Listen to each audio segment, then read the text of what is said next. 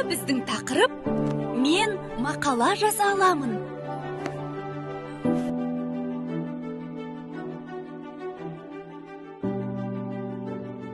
Қабылдайды, ал ақпаратты мақала дегеніміз не?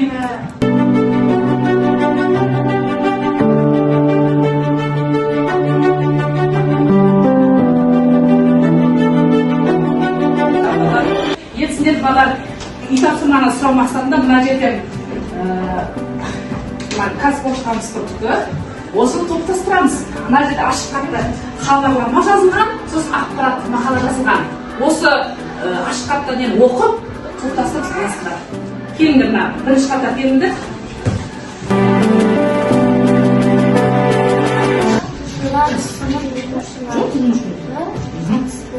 Кітапханада жаңа кітаптар көрмесі ұйымдастырылды.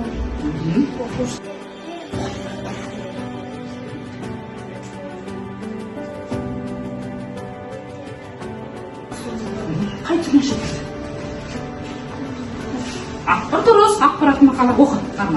Бүгін 25 қаңтарда 3-ші сыныпқа арналған математикада олимпиада өтеді. Жарыстың басталуы Абай атты кітапханада ақын жазушымен кездесу өтеді. 4-ші сынып оқушылары қатысады.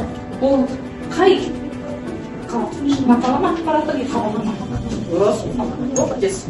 ертең 15 ақпан күні сағат 9-да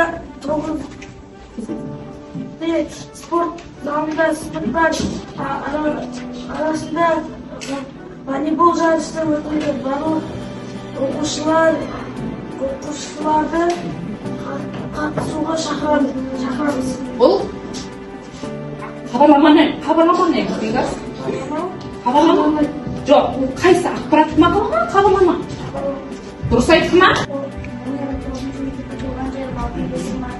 Ашық сабақ болды. Сабақта оқушылар туған жер туралы өлеңдер оқып, өздері салған суреттерді түсірді. Мектеп қонақжайларында жергілікті өнерпаздар жайлы ақпарат берілді. Ал өз туған өлкесінің мақтанатын ашық сабақ өте асырды. Ақпарат мақала. 12 наурыз күні номер 9 мектепте ұлттық ойындар күні өтті. Балалар асық қойып танымалық арқан атпас сияқты ойындарға қатысты. Әсіресе асық ату ойыны көпшілік. Алдаркөсе қазақ ауыз әдебиетіндегі халық арасына кең тараған, ұнамды әрі күлдіргі кейіпкер.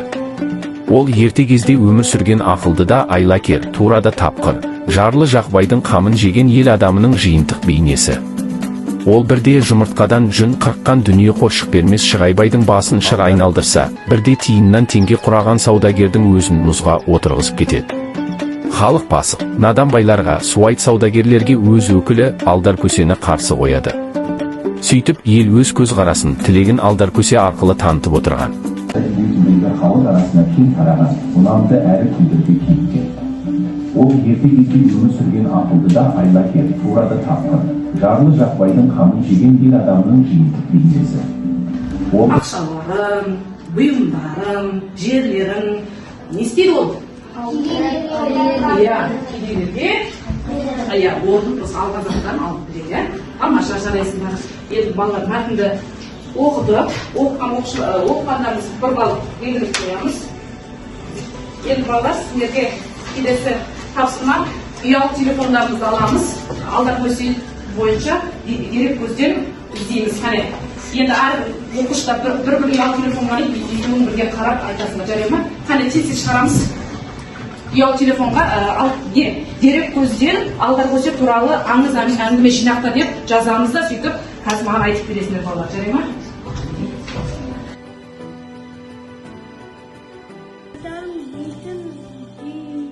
Алдар бай далада сарылып әрі тұрады, бері тұрады. Алдар үйден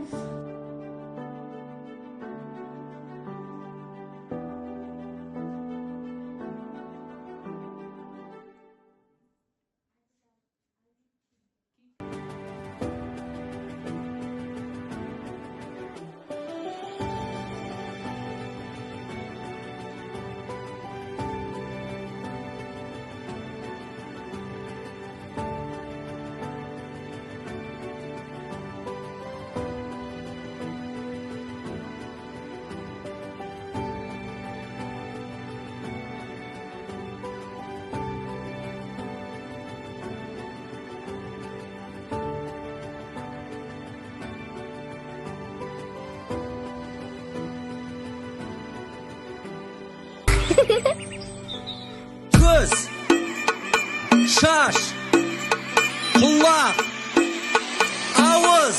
Ал енді балалар. Биле, биле, биле, биле, биле, биле, биле, биле. Қол, аяқ, бел, иық. Ал енді балалар. Биле, биле, биле, биле, биле, биле, биле, биле, биле, биле, биле, биле, биле, биле, биле, биле. Көз, иық, бел, тізе. Ал енді балалар. Биле, биле, биле, биле, биле, биле, биле, биле, биле, биле, биле, биле, биле, биле, биле. Биле, биле, биле, биле, биле, биле, биле, биле, биле, биле, биле, биле, биле, биле, биле. Мәдени мұраны сақтау әрқайсымыздың борышымыз. Ол ұлттық болмысымызды көрсетеді және келесі ұрпаққа беріледі. Тамаша. Біздің сыныпта Мұрат есімді оқушы бар. Ол әрдайым ережелерді сақтайды, достарына көмектеседі және ешқашан жалған сөз айтпайды. Бірде бір баланың дәптері жоғалып кетті. Мұрат дереу бәрін тауып иесіне қайтарды. Адал азамат, шыншыл, әділ, достарына көмектесетін. Бүгін мектеп алаңында екі мықты команда кездесті. Шебер жаңартылмыш және алтын дом. Оқушылар бірінші орын алу үшін бүкіл күштерін салды. Бірінші тайм басталғаннан бері шебер жаңартылмыш командасы өзінің өнерін көрсетті. Ойынның орта уақытында Ахмедияр допты шеберлеп алып қақпаға бір голды кіргізді. Көрермендер қуанып, айғайлап, барша қолдауын көрсетті. Екінші тайм басталғанда қарсылас команда өзінің осал еместігін көрсетті. Шебер жаңартылмыш командасы да бір-бірлерімен ұйымшыл болып ойнады. Ойынның соңғы тайымында мен бір голды салып, шешуші голды 2-1 қылып, есепті 2-1 қылдым.